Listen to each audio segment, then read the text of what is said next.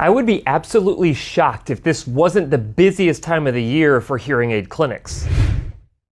Hey guys, welcome back to the DrCliffAuD vlog. This is vlog number 201, and I want to wish you a very happy holiday season. Christmas is actually tomorrow here in 2023, but it really got me thinking about the idea of treating your hearing loss this time of the year. But before I get into this video, do me a huge favor, click the like button, really helps out the channel. And if you are not yet subscribed to the channel with notifications turned on, go ahead and do that as well. It is greatly appreciated. With that out of the way, let's go ahead and talk about what I'm talking about here. So this particular time of year, basically from Thanksgiving through Christmas, and you could argue through New Year's, has to be one of the busiest times of the year for hearing aid clinics. Not just my clinic, but literally all the clinics that exist out there who celebrate, family get-togethers and all that for the holidays. Whether you have, Thanksgiving, celebrate Thanksgiving, then you have Hanukkah, you have Christmas, you have New Year's celebrations and all of that.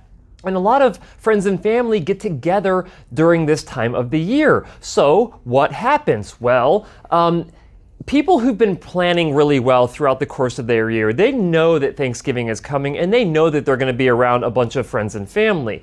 And what happens is that because they likely have been identifying that they've been struggling hearing, they end up coming into the clinic early November, end of October, because they're like, you know what? I do not want to find myself in this Thanksgiving time of year where I'm getting together with everybody and not being able to hear. Now, the other side of that is that some individuals, and we all know who they are, don't want to treat their hearing loss, or they're resistant to the idea of treating their hearing loss. So what happens is that their family's like, you know what? If you're coming to Thanksgiving, you're going to hear this time. And so they actually force them to go in and get their hearing evaluated, identify that they have hearing loss, and then they end up getting hearing treatment. But this is exactly what happens this time of year. Everybody who comes in is like, yeah, we're getting together with family, and actually Thanksgiving, it's like I wasn't even there because I had to sit in the corner of the living room because there was so many people talking that I couldn't understand anybody.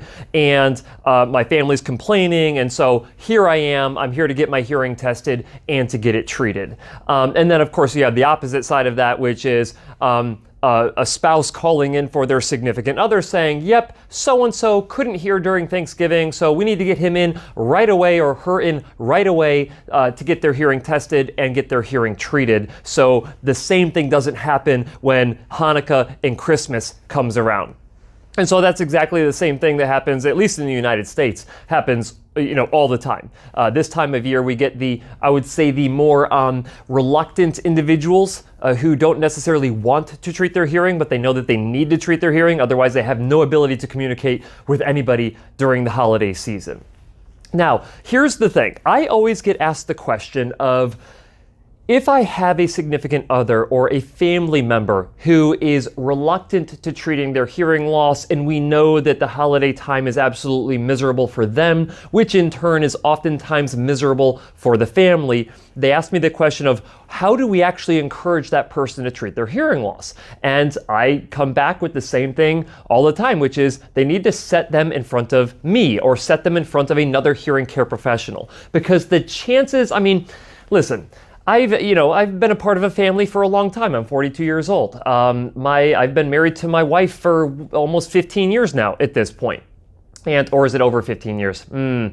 Might be over 15 years. I hope she doesn't watch this vlog. Nevertheless, I've been married for quite some time at this point, and so I know that, how I react to my wife wanting me to do something is a little bit more resistant, potentially, and then when I want my wife to do something, she can potentially be a little bit more resistant because, we're just so familiar with each other, and so it's very hard to convince someone against their will to do something that they don't want to do. So when it comes to encouraging a family member to treat their hearing loss, it is really basically the same thing. It creates a situation where you want them to treat their hearing loss, but they're like, I don't have a problem. I can hear people just fine. And we all know that with hearing loss, it's more of a clarity issue than it is a hearing issue. And so really, the role and responsibility of a family member is to just get the person into the hearing clinic.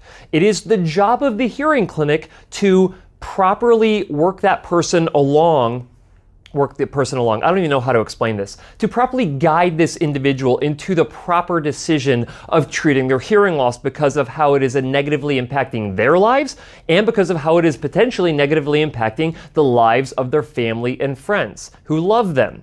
And on top of that, you have all of these other risk factors of untreated hearing loss, like increased rates of dementia, or risk of dementia. You have essentially increased risk of falling. You have more social isolation, more depression, like all of these things that are really bad about untreated hearing loss. And so it is the job of the hearing care professional, if they're actually really good at what they do, they will find a way to communicate with the individual who has hearing loss in a way that they need to be communicated with to help them realize that the correct decision when you have a hearing loss is to actually treat it. So it is not your responsibility as the loving family member or loving friend to actually get them to make the decision to treat their hearing loss. It's your job to support them in any way that you can to get them to actually come in and have a hearing evaluation and consultation.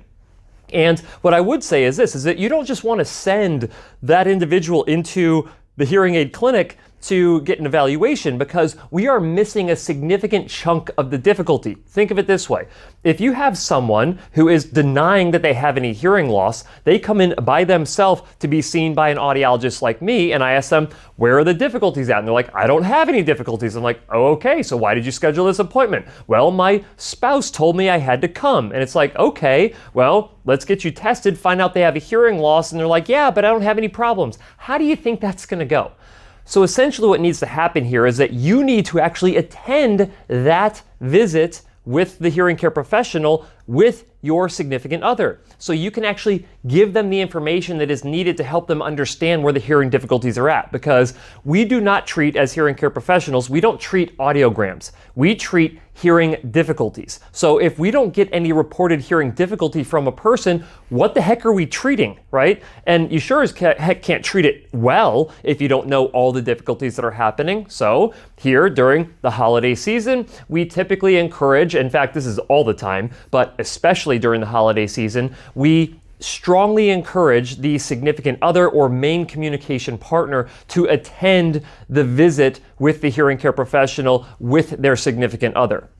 Because if we don't know what we're correcting for. So this time of year, it's great because we get to see a lot of new patients and we get to see a lot of their significant others and we get to solve all the communication difficulties that they're having. And if they're lucky, they will end up, by the time, Thanksgiving comes and goes and they had difficulty with their family get-togethers, by the time we come around to the end of December, early January, when there's more family get-togethers happening, they've already been treated and through some of their adaptation time, because it does take some amount of adaptation to get used to hearing aids if they're being fit and programmed appropriately.